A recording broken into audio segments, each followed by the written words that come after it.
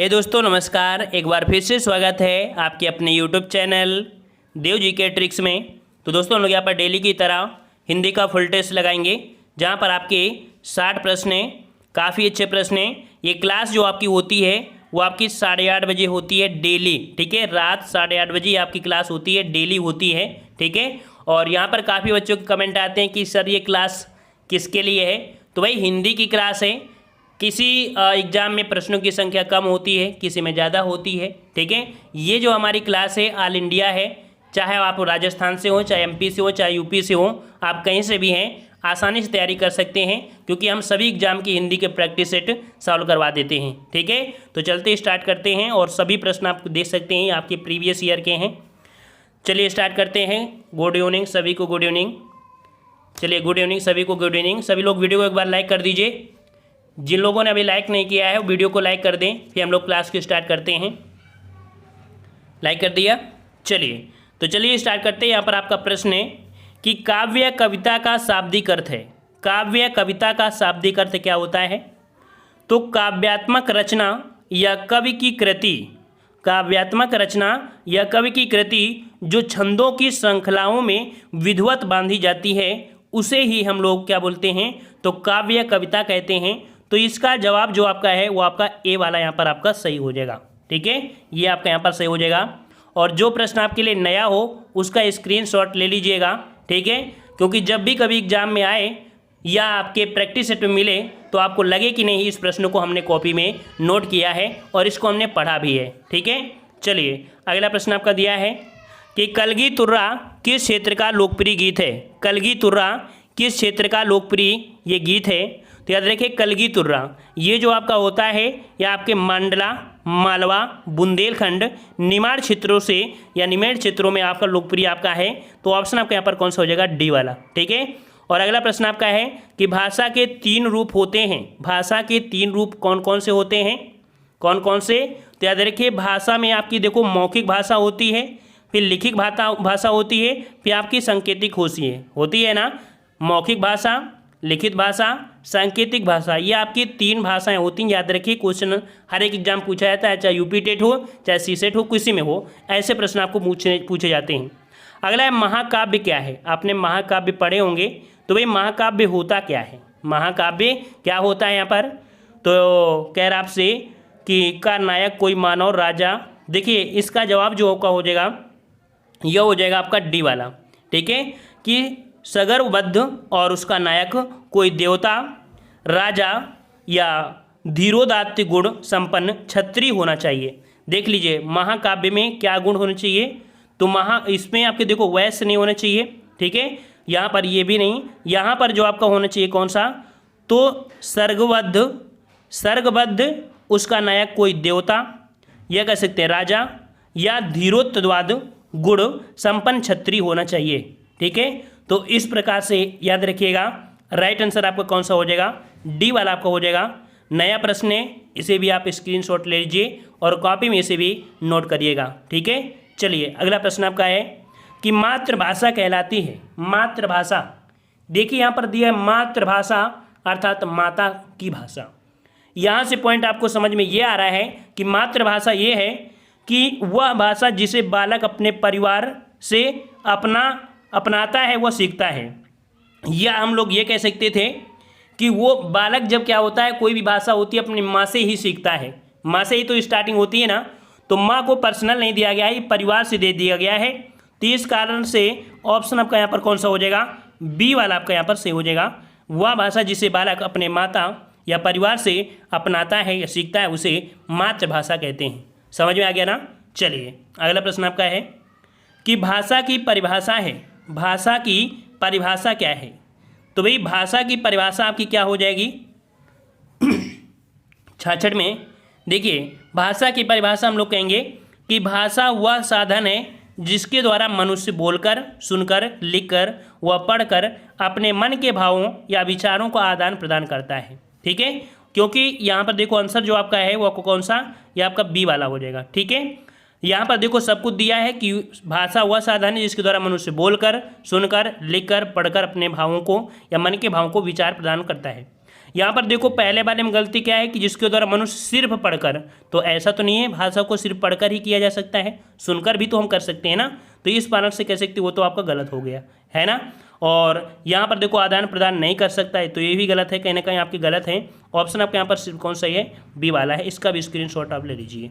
अगला प्रश्न आपका है, सही विकल्प आपको चुनना है कि महाकाव्य और अखंड काव्य में समान लक्षण है।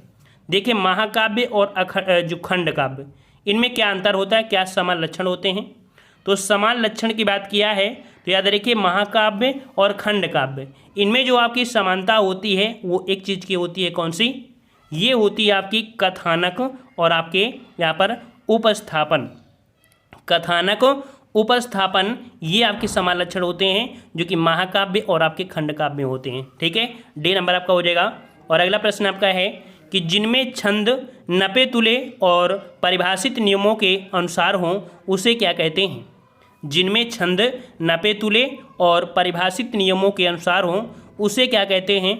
तो इसे हम लोग क्या कहते हैं भाई, इसे बोलते हैं पद्य काव्य। ठीक है, क्या बोलते हैं इसे, पद्य काव्य बोलते हैं। याद रखिए जिसमें से छंद जो होते हैं नपे तुले होते हैं, परिभाषित नियमों के अनुसार होते हैं, उसे हम लोग क्या बोलते हैं, पद्य काव्य। आप कभी देखे होंगे जो पद्य काव्य होता है बहुत ही छोटा होता है और सटीक वर्ण आपके लिखे जाते हैं, बहुत ही कम वर्ण होते हैं क्योंकि उनके अर्थ निकालना जरूरी होता है ना। तो ऑप्शन यहाँ पर कौन हो जाएगा आपका बी नंबर। अगला है औचट को खड़ी बोली में क्या कहते हैं। इसके पहले हमने आपको बताया था औचट, क्या बताया था इसके पहले, औचट बताया था जो कि आवश्यकता से अधिक है ना। औचट का अर्थ क्या हुआ था, आवश्यकता से अधिक, ये हिंदी में होता है। यहाँ पर औचट है और औचट मतलब होता है जोरदार। क्या होता है भाई, औचट मतलब होता है जोरदार। ठीक है, तो 69 का ऑप्शन राइट कौन हो जाएगा आपका यहाँ पर, कौन सा, ए नंबर। ठीक है, अगला प्रश्न है कि औते रहेंगे को खड़ी बोली में क्या कहते हैं। औते रहेंगे को खड़ी बोली में क्या कहते हैं। तो इसे हम लोग बोलते हैं क्या, इसे बोलते हैं आते ही रहें। ठीक है, क्या बोलेंगे, आते ही रहें। ऑप्शन आपका यहाँ पर कौन हो जाएगा आपका बी हो जाएगा। अगला है पारिभाषिक शब्द है। पारिभाषिक शब्द क्या है, पारिभाषिक शब्द देखना है तो पारिभाषिक शब्द में दिया है कि जो प्रत्येक क्षेत्र में अर्थ को प्रकट करते हैं। दूसरा दिया है जिनकी भाषा या व्याख्या नहीं की जा सकती है। तीसरा दिया है कि जो किसी क्षेत्र विशेष में एक निश्चित और परिसीमित अर्थ को प्रकट करते हैं। तो देखो हमने आपको बताया भी था, एक निश्चित एरिया होता है, एक सीमित आपका कह सकते हैं अर्थ भी होता है, उसे हम लोग परिभाषी या भाषा के साथ बोलते हैं। तो राइट आंसर आपका कौन सा हो जाएगा यहाँ पर, सी वाला आपका यहाँ पर सही हो जाएगा। ठीक है, चलिए अगला प्रश्न आपका दिया गया है कि किसका कथन है। कथन आपका जो दिया गया है कौन सा, कि कविता से मनुष्य भाव की रक्षा होती है। कविता से मनुष्य भाव की रक्षा होती है, ये जो कथानक है ये किसका है। तो ये कथानक है आपके आचार्य रामचंद्र शुक्ल का। याद रखिए कविता से मनुष्य भाव की रक्षा होती है, ये जो कथन है किसका, आचार्य रामचंद्र शुक्ल का है। ऑप्शन आपका डी हो जाएगा। अगला है कि पूर्वी हिंदी की बोली है। देखिए पूर्वी हिंदी, अब यहाँ पर काफ़ी बच्चों के दिमाग में डाउट आ रहा है कि सर ये तो एमपी में है ना, यूपी वाले कैसे पढ़ेंगे। भैया हिंदी है और हिंदी ज़रूरी नहीं कि वो एमपी में आई हो तो आपकी यूपी में नहीं आएगी, ऐसा नहीं है ना। क्योंकि हिंदी आपके राज्यों में बताया था कि इतने राज्यों में बोली जाती है, तो ऐसा नहीं कि वहाँ पर नहीं पूछेगी यहाँ पर। ठीक है, हिंदी की तैयारी आप कहीं भी कर सकते हैं क्योंकि हमारी ये जो क्लास है वो ऑल इंडिया के लिए आपकी होती है। और एग्ज़ाम कोई भी, चाहे यूपीएसआई हो, चाहे फॉरेस्ट गार्ड हो या जेल वार्डन हो, आने के पहले हमारे प्रैक्टिस सेट कंप्लीट हो जाते हैं। यही कारण है कि रेगुलर जो बच्चे जुड़े रहते हैं वो कहीं भी जाकर एग्ज़ाम दे सकते हैं, हिंदी में कोई हराने वाला नहीं होगा। ठीक है ना, तो ये मत सोचिएगा कि क्या ये आपका यूपी में आया नहीं है, क्वेश्चन आया है ना, तो ये मत समझिएगा कि एमपी है, यूपी है, छत्तीसगढ़ है, इससे कोई मतलब नहीं है। आपको पढ़ने से मतलब है, हिंदी है तो हिंदी आपको पढ़ना पड़ेगा। तो पूर्वी हिंदी की बोली आपकी कौन है, तो हमने 3 बताया था, ABC। तो यहाँ पर आपके देख सकते हैं 73 का जवाब बिल्कुल सही है। काफ़ी लोगों के जवाब आ गए हैं। जो आपकी अवधी बोली है ये आपकी पूर्वी हिंदी की बोली है कि नहीं है, है ना।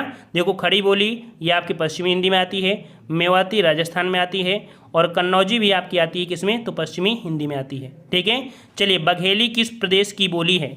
बघेली किस प्रदेश की बोली है। बघेली आपकी देख सकते हैं तो बघेलखंड का पठार पड़ता है ना, तो बघेलखंड आपके जो लगभग आपका जुड़ा है कहाँ पर, तो आपके मध्य प्रदेश, क्योंकि यूपी और एमपी के बॉर्डर पर आपको देखने को मिलता है। ठीक है, तो ऑप्शन डी हो जाएगा। अगला प्रश्न आपका है कि जिसमें किसी कथा का वर्णन गद्य में किया जाता है उसे क्या कहते हैं। देखिए, अगर कोई कथा है और उसका वर्णन अगर हम लोग गद्य भाषा में कहते हैं, ठीक है, गद्य में करते हैं, तो उसे हम लोग क्या कहेंगे, इसे क्या कहेंगे, इसे हम लोग बोलते हैं आपका गद्य काव्य बोलते हैं। ऑप्शन डी हो जाएगा गद्य काव्य। अगला है कविता के दो पक्ष होते हैं। तो भाई कविता के दो पक्ष कौन कौन से होते हैं, कविता के दो पक्ष कौन से होते हैं, तो ये जो पक्ष होते हैं आपके एक भाव पक्ष होता है, एक कला पक्ष होता है। ऑप्शन डी हो जाएगा, कविता के आपके दो पक्ष होते हैं, याद रखिएगा, भाव पक्ष और आपके कला पक्ष। तो ऑप्शन आपका यहाँ पर डी हो जाएगा। अगला प्रश्न आपका है, कह रहा आपसे कि भाषा संकेतात्मक है, अर्थात इसमें ध्वनियाँ उच्चारित होती हैं, उनका जो संबंध है ये होता है या नहीं होता है, इसको देखना है। तो कोई भी भाषा है, संकेत है और ध्वनियाँ हैं, इनका संबंध किसी न किसी वस्तु से या कार्य से जरूर होता है, तभी तो कह सकते हैं संकेत दिया गया होगा। तो इसका मतलब है संबंध तो होगा। तो भाई ऑप्शन सी, किसी वस्तु या कार्य से संबंध होता है। कोई भी भाषा या संकेत हो या कोई ध्वनि हो, किसी न किसी संबंध जरूर होता है। तो ऑप्शन आपका यहाँ पर सी हो जाए, किसी वस्तु या कार्य, ठीक है, ऑप्शन सी। अगला प्रश्न आपका है कि इनमें से कौन काव्य का भेद नहीं है, काव्य का भेद नहीं है।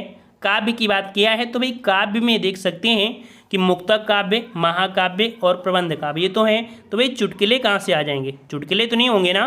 तो ऑप्शन सी, ये काव्य का भेद नहीं है, ठीक है। चलिए अगला है, में स्थानीय भेदों के आधार पर कई बोलियां प्रचलित रहती हैं।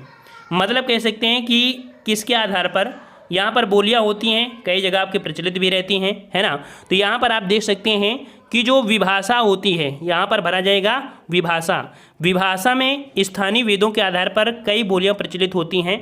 हमने आपको बताया था कि किसी भी स्थान पर हैं, थोड़ी थोड़ी दूर में जाकर आपकी लैंग्वेज चेंज हो जाती है ना। तो ये आपकी विभाषा के अंतर्गत आती है, ठीक है। तो ऑप्शन आपका यहाँ पर बी हो जाएगा कि विभाषा में स्थानीय, क्योंकि यहाँ पर वर्ड दे दिया स्थानीय वेदों के आधार पर कई बोलियाँ होती हैं। अगर ये बोल देता कि क्षेत्रीय जो आपकी होती है उसे हम लोग बोलते हैं, क्या बोलते हैं, बोली, जो आपके क्षेत्र में बोली जाती है उसे बोलियाँ कहते हैं। विभाषा में क्या होती है, कई आपके स्थान होते हैं, थोड़ी थोड़ी दूर में परिवर्तन होते रहते हैं। तो ये स्थानीय भेदों के आधार पर कई बोलियाँ प्रचलित हैं विभाषा के अकॉर्डिंग। अगला है कि मुक्तक शब्द का अर्थ क्या है, मुक्तक शब्द का अर्थ क्या है। तो भाई मुक्तक शब्द का अर्थ पूछा है, तो यहाँ पर मुक्तक क्या होता है, अपने आप में संपूर्ण अथवा अन्य निरपेक्ष वस्तु होना। अतः मुक्तक काव्य वह विधा है जिसमें कथा का कोई पूर्वापर प्रबंध या पूर्वापर संबंध नहीं होता है। प्रत्येक छंद अपने आप में पूर्णतः स्वतंत्र और संपूर्ण अर्थ देने वाला होता है। तो यहाँ पर दो ही पॉइंट आपको पूर्णता है कि प्रत्येक छंद में अपने आप में पूर्णतः स्वतंत्र होता है, संपूर्ण अर्थ देने वाला होता है, वही यहाँ पर कह सकते हैं क्या होता है, तो आपका मुक्तक शब्द होता है, ठीक है। तो थोड़ा सा ये बड़ा क्वेश्चन आपका था। अगला है कि विभाषा का क्षेत्रीय बोली की अपेक्षा, भाई विभाषा, अभी विभाषा और बोली हमने बताया था ना कि विभाषा का क्षेत्रीय बोली की अपेक्षा क्या होता है, विस्तृत होता है या छोटा होता है। तो विभाषा क्या होगी, तो विभाषा आपकी विस्तृत होगी। हमने बताया था ना कि देखो जो बोली होती है वो किसी एरिया में लिमिट होती है, वो किसी एरिया में लिमिट होती है कि इतनी एरिया में आपकी ये बोली बोली जाती है ना। और वहीं पर अगर देखा जाए तो उसमें से आपकी कई ऐसी जगह होती हैं जहाँ बोलियाँ आपकी होती रहती हैं। तो इस कारण से यहाँ पर कह सकते हैं जो विभाषा है इसका क्षेत्र होता है आपका विस्तृत होता है, बड़ा होता है, ठीक है। अगला प्रश्न आपका दिया है कि माधुर्य गुण में वर्जन है। अगर पूछे कि माधुर्य गुण में जो आपके होते हैं वो आपके कौन से वर्ड होते हैं माधुर्य वर्ड में, तो माधुर्य में आपके होते हैं टा, ठा, डा, ढा एवं समासयुक्त जो रचना होते हैं उन्हें हम लोग माधुर्य गुण कहते हैं। ऑप्शन आपका यहाँ पर ए हो जाएगा, ठीक है। हमने बता दिया है, थोड़ा नए टाइप के आपके प्रश्न हैं और ये प्रश्न पूछे भी गए हैं और संभावता है कि ऐसे प्रश्न आपको देखने को पैटर्न के अनुसार हो सकता है मिल ना जाए। वैसे आप देख सकते हैं MPSI में पूछे भी गए हैं। कह रहा है वह कौन सी भाषा है जिसे संघ अथवा कोई राज्य अथवा सरकार विधि द्वारा अपने सरकारी कामकाज में प्रयोग के लिए स्वीकार करती है। देख लीजिए, कोई भी राज्य है सरकारी विधि द्वारा अपने सरकारी कामकाज में अगर प्रयोग करती है, स्वीकार कर लेती है, तो ऐसी भाषा को हम लोग क्या बोल देते हैं, ऐसी भाषा को हम लोग राजभाषा बोलते हैं। हमने आपको बताया था कि कोई भी राज्य है और अगर उस भाषा को राजकीय कार्य में करते हैं, प्रयोग करते हैं, उसे राजकीय भाषा के रूप में बोला जाता है। तो ऑप्शन आपके यहाँ पर राजभाषा हो जाएगा, डी नंबर। अगला है कि होन को खड़ी बोली में क्या कहते हैं, होन को खड़ी बोली में क्या कहते हैं, तो होन को बोलते हैं खड़ी बोली में, क्या बोलते हैं, वहाँ बोलते हैं। ठीक है, 84 का ऑप्शन क्या हो जाएगा, यहाँ पर डी हो जाएगा, वहाँ हो जाएगा। अगला है कि हिकमत को खड़ी बोली में क्या कहते हैं, हिकमत को खड़ी बोली में क्या कहते हैं, तो हिकमत को खड़ी बोली में बोलते हैं उपाय।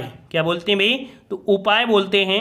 तो हिकमत को बोलते हैं क्या, तो उपाय बोलते हैं। 85 का ऑप्शन आपका डी हो जाएगा। अगला प्रश्न आपका है कि अंकित मूल्य परिभाषित शब्द किस क्षेत्र में बोला जाता है, अंकित मूल्य। तो भाई अंकित मूल्य किस में होता है, अंकित मूल्य जो आपको मिलेगा तो भाई किस में मिलेगा, आप ही बताइए। तो मानविकी में, शिक्षा में, वाणिज्य में, विज्ञान में। तो अंकित मूल्य किस में होता है, वाणिज्य अर्थात व्यापार कर में जो देखने को मिलता है ना कि अंकित मूल्य इतना है, तो व्यापारी तो करते हैं, व्यापार ही होता है ना, तो ऑप्शन आपका सी हो जाएगा।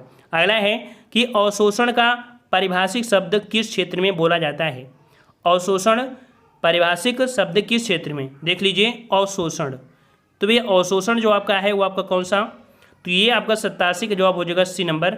अवशोषण शब्द आपको होता है विज्ञान के क्षेत्र में, अवशोषण करना, उत्सर्जन करना, ये आपको किस में मिलता है, तो विज्ञान के क्षेत्र में मिलता है। ठीक है, और यहाँ पर देख सकते हैं काफ़ी बच्चे जुड़े भी हैं, उन्हें और आते भी हैं, चले भी जा रहे हैं, क्योंकि उनको मज़ा आता है सरल प्रश्नों टेस्ट लगाने में। जब सरल टेस्ट पेपर होते हैं ना तो वो लोग कहते हैं सर बहुत सरल टेस्ट पेपर है, जब कठिन टेस्ट पेपर आ जाते हैं ना तभी उनको भी मन नहीं लगता है, फिर वो भाग जाते हैं, पानी पीने आते हैं, फिर खाना खाते हैं, फिर इसके आते हैं ना। जैसे करेला होता है, करेला कड़ू होता है, खाते हैं फिर रख देते हैं, फिर खाते हैं फिर रख देते हैं, क्योंकि वो दवा के रूप में होते हैं, वही चीज़ होता है। तो ऐसा नहीं है कि कठिन प्रश्न नहीं पढ़ते हैं, और अगर नहीं पढ़ते हैं तो कहीं ना कहीं आपके लिए दिक्कतें होती हैं, क्योंकि हिंदी के तो दीवाने हो ही गए हो, और ऐसे प्रश्नों को नहीं पढ़ोगे तो दीवानापन कोई मतलब कहलाएगा नहीं कि आप दीवाने हो। ठीक है, समझ में आ गया।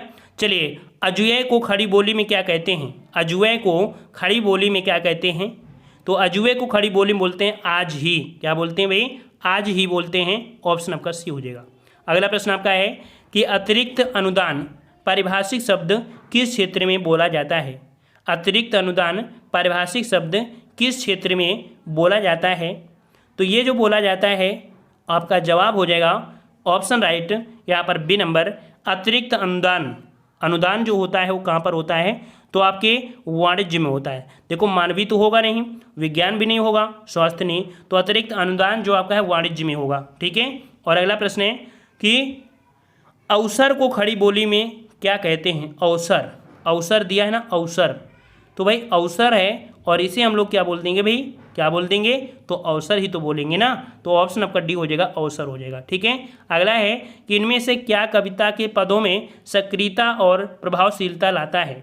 देख लीजिए, कविता के पदों में अगर सक्रियता और प्रभावशीलता, देखो एक शब्द कहा गया है कि जहाँ न पहुँचे रवि वहाँ पहुँचे कवि, मतलब कोई चीज़ को बढ़ा चढ़ाकर बोलना, ये तो कवि की एक कह सकते हैं कि उसकी शैली है, और कवि अगर बढ़ा चढ़ाकर नहीं लिखेगा तो कोई कविता उनकी पढ़ेगा नहीं, है ना, समझ में आ गया ना। तो यहाँ पर उसकी सक्रियता और प्रभावशीलता ये जो लाते हैं किनकी वजह से, तो ये जो आपका वजह है, ये वजह आपकी होती है काव्य गुण की, किसकी होती है, काव्य गुण की होती है। ऑप्शन आपका 91 का हो जाएगा सी नंबर। ठीक है, और अगले प्रश्न में आते हैं हम लोग, यहाँ पर देख लीजिए आपके वर्णमाला से कुछ क्वेश्चन है कि च वर्ण ध्वनियाँ किस वर्ग में आती हैं, च वर्ग ध्वनियाँ किस वर्ग में आती हैं, तो भाई च वर्ग दिया है, और च वर्ग में आप देखे हैं कि चा छा जा झा, आप जब पढ़ते होंगे तो आपकी जीभ आपकी तालु की स्पर्श करती है, जीभ आपकी तालु की स्पर्श करती है, तो इसके अनुसार से कौन सा हो जाएगा, तो आपका तालव्य हो जाएगा, ऑप्शन आपका यहाँ पर सी बनेगा। क्लियर है। चलिए, अगला है कि द का सा आ, इनको दोनों को मिलाएंगे तो आपका जो शुद्ध बनेगा वो कौन सा बनेगा, देख लीजिए, इसको समझिए कि अगर इसे आप इससे मिलाएंगे तो इसका जो आधा दा है ना तो ये पूरा दा हो जाएगा, है ना, हो जाएगा ना। अच्छा, यहाँ पर जो यहाँ पर आपका जो का धन सा है, हमने आपको बताया था संयुक्त अक्षर, संयुक्त अक्षर आपके क्षत्रज्ञ और आपका परिश्रम वाला होता है, तो इसके अनुसार से इस दोनों को मिलाएंगे तो आपका यहाँ पर छ छत्री बन जाएगी ना, और इसको जब मिला देंगे तो ये पूरा वर्ण बन जाएगा, तो इसके अनुसार से कौन बन जाएगा, यहाँ पर सी दक्ष बन जाएगा सी नंबर। अगला है कि अय के उच्चारण में और की सहायता ली जाती है, यहाँ पर कह सकते हैं अय के उच्चारण में, अय को जब बोलते हैं तो किसकी सहायता से, अय का जो स्थान लेते हैं वो किसकी सहायता से, तो तो याद रखिए अय जो आपका होता है, हमने आपको बताया था कि आ वाला तो होता है और ई वाला भी होता है, तब दोनों को मिलाते हैं तो इनके अकॉर्डिंग जो आपका हो जाएगा वो आपका कंठ और तालु। देखो कंठ से भी लेते हैं क्योंकि आ आता है कंठ से और ई होती है तालु से, तो कंठ और तालु से मिलाते हैं तब आपका अय होता है उच्चारण में। तो यहाँ पर हम लोग भरेंगे कंठ और यहाँ भरेंगे आपका तालु। क्लियर है? चलिए अगला है कि जिन वर्णों का उच्चारण स्वतंत्र होता है उन्हें क्या कहते हैं? जिन वर्णों का उच्चारण स्वतंत्र होता है उन्हें क्या कहते हैं? उन्हें क्या कहते हैं? बिल्कुल सही है, उन्हें स्वर कहते हैं, क्योंकि स्वर क्या होते हैं? स्वतंत्र होते हैं। अब जैसे व्यंजन है तो भाई व्यंजन जो आपका ये का है तो का क्या ये स्वतंत्र है? स्वतंत्र है?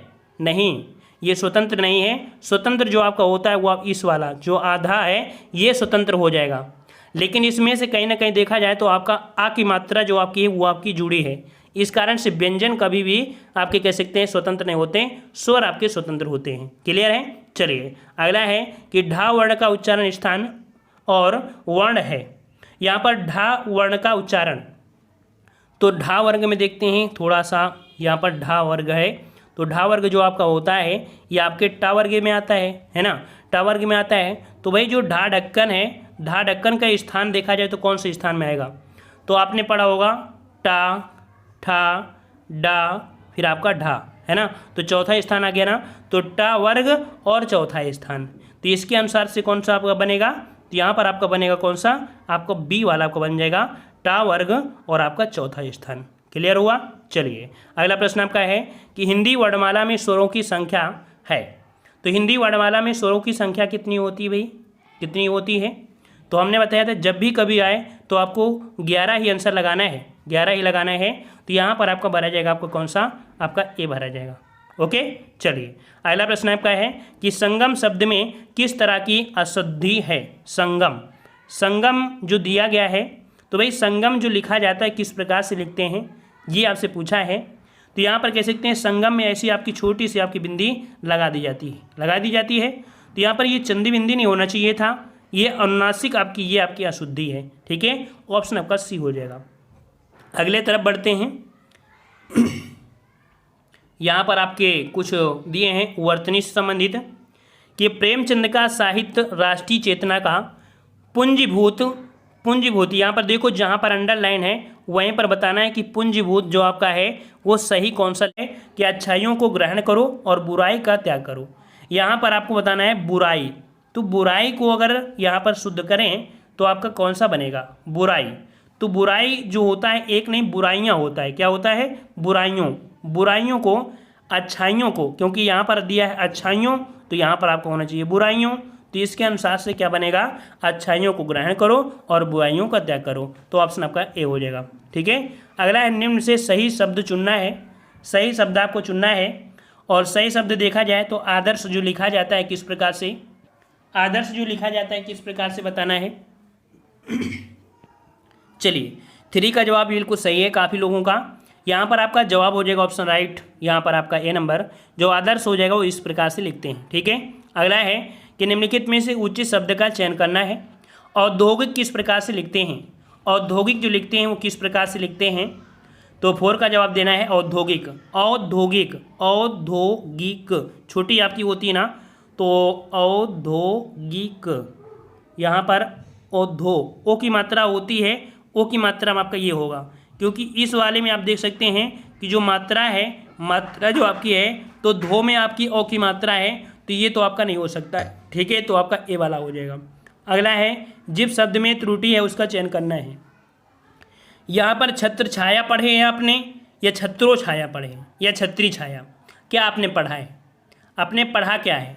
छत्र छाया बोलते हैं ना, अपनी छत्र छाया बनाए रखना, है ना। बहुत लोग ऐसे बोलते हैं कि सर अपनी छत्र छाया बनाए रखना, पेपर आने वाला है ना, तो ये आपका छत्र छाया होती बी नंबर। ठीक है, और अगला है कि ब्राह्मण शब्द के शुद्ध रूप का बताइए। ब्राह्मण जो शुद्ध लिखा जाएगा वो किस प्रकार से सही लिखेंगे? ब्राह्मण जो लिखा जाएगा किस प्रकार से लिखेंगे? तो यहाँ पर आपका जवाब देख दीजिए, लगभग आपको सभी सेम दिख रहे हैं, लेकिन फिर भी कहीं ना कहीं थोड़ी सी आपके यहाँ पर जो आपका दी है तो ब्राह्मण होता है, बड़ा बा होता है। तो 6 वाले में अगर आप पहुँचेंगे बी वाले में, ये वाला, ठीक है, कौन सा आपका? तो ये वाला जो आपका है ये ब्राह्मण, ठीक है। क्योंकि यहाँ पर देख सकते हैं कि छोटा बा है ना, और छोटा बा है तो ये गलत हो जाएगा, यहाँ पर ना है तो गलत हो जाएगा, ठीक है ना। तो इस प्रकार से जो आपका माँ होता है वो बाहर से होता है, ऑप्शन बी बनेगा। अगला है कि यह रास्ता दुर्गम है, सावधानी पूर्वक चलना है। यहाँ पर दुर्गम, तो भाई दुर्गम की बात किया है तो दुर्गम जो आपका सही हो जाएगा वो कौन सा होगा? 7 का जवाब दीजिए दुर्गम। दुर्गम जो आपका सही होगा वो आपका ए वाला आपका सही हो जाएगा। क्लियर है? चलिए अगला है कि सौम्यता ही नारी का सच्चा, सौम्यता ही नारी का सच्चा क्या होता है भाई? श्रृंगार होता है। सौंदर्य भरेंगे, आभूषण या श्रृंगार बोलेंगे, क्या भरेंगे? तो यहाँ पर सौम्यता ही नारी का सच्चा श्रृंगार होता है, श्रृंगार भरेंगे यहाँ पर, श्रृंगार, क्योंकि श्रृंगार ही कई चीज़ों को बता देता है, ठीक है। तो सौम्यता ही नारी का सच्चा श्रृंगार होता है। ऑप्शन आपका यहाँ पर क्या हो जाएगा? आपका ए हो जाएगा। श्रृंगार के अंतर्गत सभी कुछ आपके आ जाते हैं, ठीक है। उसकी जैसे मोहकता, उसकी सुंदरता, उसके जो आभूषण, ये सभी चीज़ उसी में आते हैं, अलंकारित किए जाते हैं तो आपके श्रृंगार में आ जाते हैं। अगला है कवि के हृदय में जो भाव स्वतः उत्पन्न होते हैं, तो उत्पन्न तो नहीं भरना है, यहाँ पर कह सकते हैं जो उत्पन्न होते हैं उसको संस्कृत में शब्द आपको दिया गया है, इस शब्द को बताना है। तो उच्चावासित होते हैं, क्या होते हैं? उच्चावासित होते हैं। तो उच्चावासित यहाँ पे ये होते हैं मतलब जागृत होते हैं, हम लोग कह सकते हैं इसे जागृत, कि कवि के हृदय में जो भाव स्वतः जागृत होते हैं, तो जागृत को हम लोग बोलते हैं उच्चावासित। तो ऑप्शन आपका कौन सा हो जाएगा? डी वाला। अगला है कि निम्न विकल्पों में से सही विकल्प चुनना है। पुनर्जागरण दिया है, और पुनर्जागरण जो आपका है यहाँ पर कह सकते हैं, कई बार आपने पढ़ा भी होगा, और पुनर्जागरण जो आपका सही होगा कौन सा देख लीजिए। पहले वाले में तो होगा नहीं, क्योंकि जो रा है वो आपके ना में उड़ गया है, तो ये तो गलत हो जाएगा। और रा होना चाहिए, तो रा बाई किस में है? डी वाले में ही तो है ना, ये पुनर्जागरण आपका सही हो जाएगा। अगला है नीचे लिखे गए शब्दों में से सही शब्द चुनना है। त्योहार, त्योहार होता है, त्योहार होता है। औ की मात्रा होती है कि ए की मात्रा होती है? यहाँ पर देखिए 11 का जवाब देना है, 11 का जवाब। तो भाई त्योहार, त्योहार तो होता नहीं है, तो इसके अनुसार से आप देखेंगे कि आपका जवाब सी वाला बनेगा। क्यों? क्योंकि हा में बड़ा की मात्रा है और इसमें बड़ा की मात्रा है नहीं, हा में है ना, हा में बड़ा की मात्रा होना चाहिए, जो कि ऑप्शन किस में है? आपके सी वाले में है। क्लियर है ना? क्लियर है? चलिए अगला है कि निम्न में से शुद्ध शब्द छांटना है। यहाँ पर कृपा अपनी बनाए रखिए, है ना। तो कृपा से आपको पता चल गया होगा कि सही वाला आपका सही हो जाएगा, ठीक है। चलिए अगला है कि मानक वर्तनी के आधार पर शुद्ध शब्द का चयन करना है।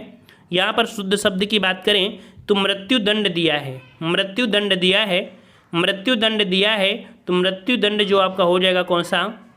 यहाँ पर आपका जवाब हो जाएगा 13 का ऑप्शन राइट, आपका जवाब डी हो जाएगा, मृत्युदंड। देखिए मृत्युदंड होता है, बड़ा ऊ नहीं होता है, मृत्युदंड होता है, मृत्युदंड। मतलब कि जो आपका है ये वाला आपका सही हो जाएगा कि जो ये मात्रा होती है आपकी छोटा यू की होती है, बड़ा यू की मात्रा नहीं होती है, तो ऑप्शन आपका डी से हो जाएगा। अगला है कि मानक वर्तनी के अनुसार निम्नलिखित में से कौन सा शब्द सही नहीं है? तो भाई संबंध यहाँ पर देखो कई प्रकार से लिख सकते हैं, लेकिन एक ऐसा प्रकार है जिसको हम लोग नहीं लिख सकते हैं। तो इसको हम लोग इस प्रकार भी लिखते हैं, इस प्रकार से और इस प्रकार से, लेकिन यहाँ पर कह सकते हैं शब्द सही नहीं है, तो ये वाला जो आपका है ये आपका यहाँ पर सही नहीं होगा, डी वाला, ठीक है। चलिए अगला प्रश्न आपका दिया है कि इनमें से कौन सा तत्सम शब्द नहीं है? तत्सम शब्द नहीं है। तो यहाँ पर देख सकते हैं कि यह चक्षु दिया है, ओष्ठ दिया है और दध भी दिया है, लेकिन यहाँ पर जो श्रृंगार है, श्रृंगार नहीं होता है, श्रृंगार होता है ना। तो इस कारण से कह सकते हैं डी वाला ये तत्सम नहीं है, यहाँ पर आपका तद्भव है। क्लियर है? और हमने 2-3 पॉइंट बताया था कि जब छा हो, है ना, और आपके यहाँ पर जो ये श्रावल रा उड़ा होते हैं, ठीक है, और आधा सा होते हैं, ये आपके हमेशा इसी में मिलते हैं तत्सम शब्द में, ठीक है। अगला है कि इनमें से कौन सा तत्सम तद्भव का सही जोड़ा नहीं है, ठीक है। देखते हैं 2 वाले में, कैरब से श्रृंगार का श्रृंगार, ओष्ठ का ओठ, दधि का दही।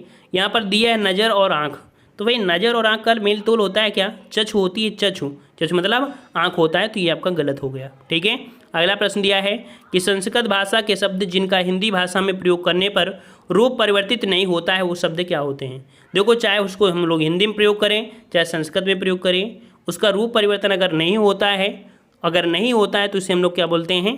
तत्सम बोलते हैं। शुद्ध संस्कृत के शब्द जो होते हैं जिनका रूप परिवर्तन नहीं होता है उन्हें हम लोग तत्सम कहते हैं, और अगर इसका रूप परिवर्तित हो जाता तो हम लोग तद्भव बोल देते हैं। ठीक है, अगला है कि धूरी का मानक शब्द रूप लिखिए।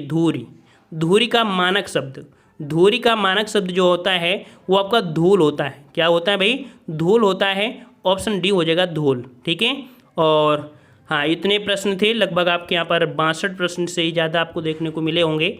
और हमने आपको बताया कि आपके एमपी के भी एसआई हैं, क्योंकि ज़रूरी नहीं है कि हिंदी में आपके इसी स्टेट के पूछे।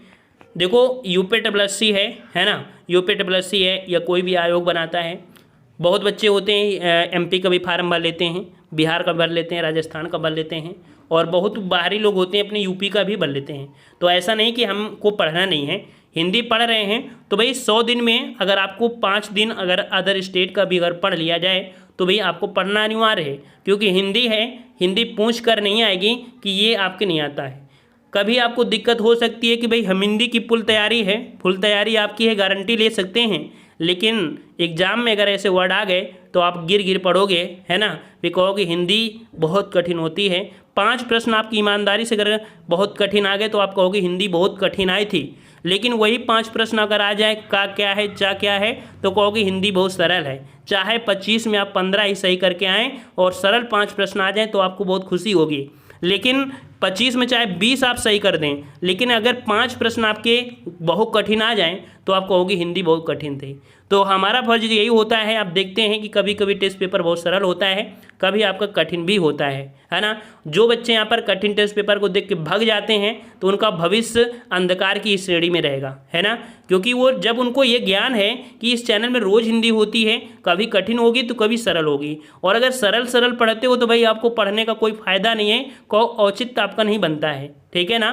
पढ़ रहे हो तो पूरी तरीके से पढ़िएगा। ठीक है ना, हम आपको समझा रहे हैं क्योंकि यहाँ पर लिखा भी है यूपी एमपी, है ना, सब चीज़ें हैं, तो पढ़ना आपको ज़रूरी है, पढ़ते रहिएगा। समझ में आ गया ना। तो लगभग आपको जो एमपी के थे पोर्शन वो हद तक देखा जाए तो एमपी वाला थोड़ा सा आपको कंप्लीट हो गया है, और कुछ ही आपके पॉइंट आपको मिलते रहेंगे, लेकिन अब आपको यूपी वाले ही देखने को मिलेंगे।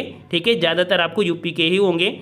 थोड़ा सा एमपी आप देख सकते हैं कि अगर एमपी का फार्म भरने वाले थे तो एमपी में देख सकते हैं थोड़ा कठिन ही पूछा जाता है। तो ये भी लेवल आप समझ गए होंगे कि एमपी की तैयारी करने के लिए थोड़ा सा और मेहनत करना पड़ता है। समझ में आ गया ना, थोड़ा सा वो साहित्य के हिसाब से बेसिक ले लेते हैं, ये कठिन हो जाता है। क्लियर है? पसंद आया है तो सभी लोग ईमानदारी से वीडियो को लाइक करें और शेयर भी करें और अपने दोस्तों को भी लेकर आएँ। ठीक है ना, दोस्तों को लेकर आइए, 2-2 4-4 बढ़ाएंगे तो परिवार थोड़ा सा बढ़ता रहेगा। आप लोगों के भाई बहन और दोस्त भी बढ़ेंगे और हमारा भी परिवार कह सकते हैं एक विस्तृत रूप में हो जाएगा। ठीक है, क्लियर है? हम लोग मिलते हैं नए वीडियो में, तब तक के लिए धन्यवाद। जय हिंद, जय भारत।